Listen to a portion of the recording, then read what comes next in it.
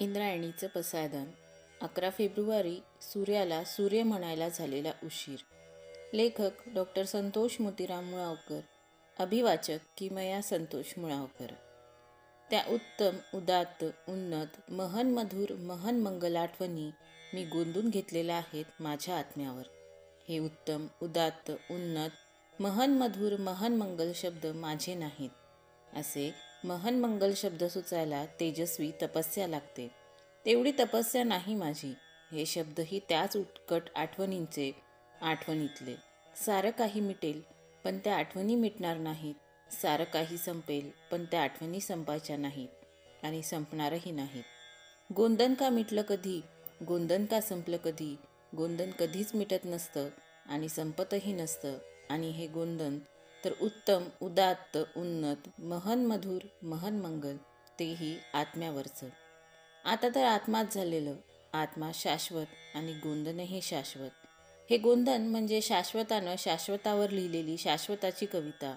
हे गोंदन म्हणजे सुगंधानं सुगंधावर लिहिलेली सुगंधाची कविता. सुगंधानं सुमनाच्या आत्म्यात खोलवर शिरावं, तिथल्या सुगंधाला गहिवरलेली उदात्त साथ घालावी आणि सुगंधात सुगंध बुडवून सुगंधानं सुगंधावर लिहित राहावं. असंच घडतंय अजूनही त्या सुगंधात. हे गोंदन म्हणजे पावसानं पावसावर लिहिलेली पावसाची कविता. आतुरलेल्या पावसानं ढगाच्या आत्म्यात शिरावं, तिथल्या पावसाला ओली साथ घालावी. तिथल्या पावसानंही रिमझिमता, बरसता, भुरभुरता होकार द्यावा आणि पावसात पाऊस बुडवून पावसानं पावसावर पावसाच्या रिमझिमत्या, बरसत्या, भुरभुरत्या मनासारखं लिहित राहावं. असंच घडतंय अजूनही त्या पावसात. हे गोंदन म्हणजे गोंदनानं गोंदनावर लिहिलेली गोंदनाची कविता. गोंदनानं गोंदनाच्या आत्म्यात शिरावं, तिथल्या गोंदनाला साथ घालावी. या साधेत गोंदनाचा आत्मा गोंदलेला असावा आणि तिथल्या गोंदनातले ढग, त्या ढगातला पाऊस, त्या पावसातलं इंद्रधनुष्य, त्या इंद्रधनुष्यातला झोका, त्या झोक्यातलं माहेर जागं करावं आणि माहेरानं माहेरात माहेर बुडवून माहेरावर लिहित राहावं. असंच घडतंय अजूनही त्या गोंदनात. हे गोंदन म्हणजे तेजानं तेजावर लिहिलेली तेजाची कविता.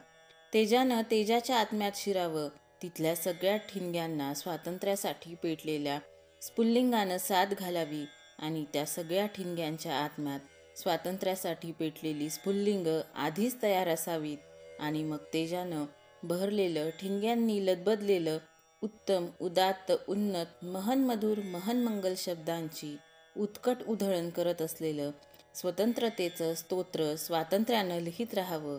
असंच घडतंय अजूनही त्या गोंदनात. ह्या गोंदलेल्या आठवणी स्वतंत्रतेच्या स्तोत्रानं लदबदलेल्या आहेत. स्वतंत्रतेच्या स्तोत्रानं गहिवरलेल्या आहेत. ही लदबद संपणारी नाही. हा गहिवर संपणारा नाही, थांबणारा नाही. खरंच मी धन्य आहे. माझी धन्यता उत्तम आहे, उदात्त, महन मधुर, महन मंगल आहे, उत्कट आहे. मी स्वतंत्रतेचं स्तोत्र अनुभवलेलं आहे. मी अंदमान निकोबारचं सेल्युलर जेल.